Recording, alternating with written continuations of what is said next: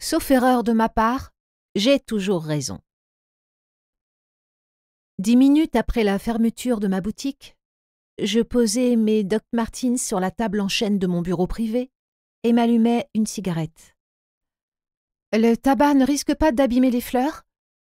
me demanda Phoebe, ma coéquipière. Sa tête blonde apparut derrière la porte.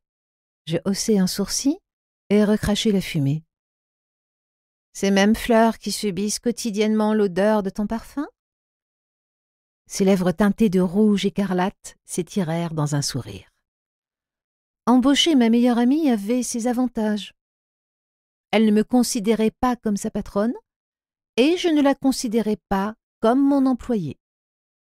3 années auparavant, j'avais décidé de quitter mes études linguistiques pour ouvrir ma boutique de fleurs, Bouquet Coquet. Le nom francophone charmait la clientèle. Ou bien était-ce la beauté indéniable de Phoebe? Et les mains sur ses fines hanches, la jeune femme d'1,70 m ressemblait à un mannequin de Victoria's Secret. Ses yeux bleus bordés de longs cils clairs attiraient les regards de la gente masculine, et ce, depuis notre rencontre au collège. J'avais l'air d'un hobbit à côté d'elle, avec mon 1,57 m. « Ça te dit de sortir ce soir ?» me proposa-t-elle. J'allais lui répondre quand mon téléphone portable vibra. Un SMS de ma mère capta toute mon attention. « Rendez-vous à la maison dans 30 minutes, tu es convoqué. » Et comment? Plutôt mourir attaqué par une nuée de moustiques que d'aller là-bas. Et cela faisait très mal, une nuée de moustiques.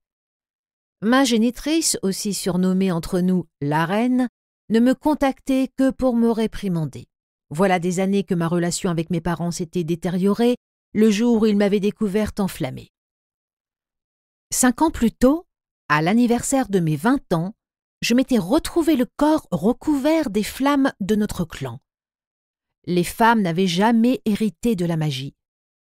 Cela aurait dû être mon frère, pas moi. Pourtant, j'étais celle qui détenait les pouvoirs de mon père.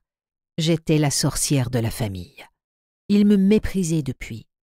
« Tu vas y aller comme ça ?» me demanda-t-elle alors. J'ai lancé un bref coup d'œil à ma tenue et plus particulièrement au Bugs Bunny qui tirait la langue sur mon t-shirt, le majeur dressé. « Il est mignon ce lapin !»« Pas si tu vas dans un bar. »« Je ne peux pas aller chez moi, la reine va venir m'y chercher par la peau des fesses quand elle se rendra compte que je ne réponds pas à son message. » Le surnom de ma génitrice venait de son accent français à couper au couteau et de son air bourgeois. Si la guillotine existait encore, elle m'aurait coupé la tête depuis longtemps.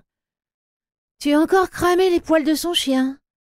Ma meilleure amie était la seule au courant de ma situation, aux grandes dames de mes parents.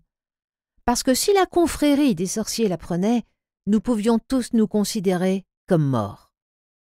Phoebe détenait toute ma confiance.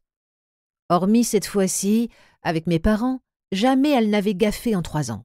Sa vie, la mienne et celle de toute ma famille étaient en jeu.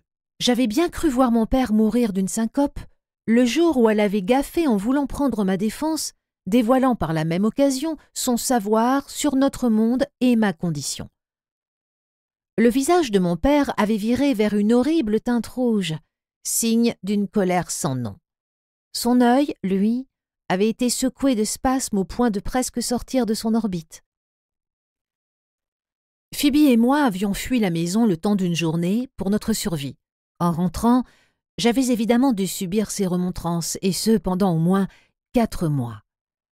L'unique raison pour laquelle mon père n'avait pas tué ma meilleure amie était sa crainte de me voir perdre toute lucidité à la suite de cet acte. J'aurais parfaitement été capable d'aller jusqu'au Canada pour rendre visite à nos supérieurs et tout leur révéler, et ils le savaient. Cette foutue confrérie regroupait les 4 mages les plus puissants. Leur but était de maintenir la loi et de permettre aux 20 familles de sorciers éparpillés dans les 4 coins du monde de prospérer. Notre lignée, les Nockwell, représentait les États-Unis depuis des siècles. Qu'allait-il se passer si ces vieux croutons apprenaient pour moi, pour ma différence? Ils voudraient y mettre fin. Mes parents prenaient donc bien soin de ne pas se faire remarquer pour ne pas attirer leur attention, quitte à m'écarter d'eux.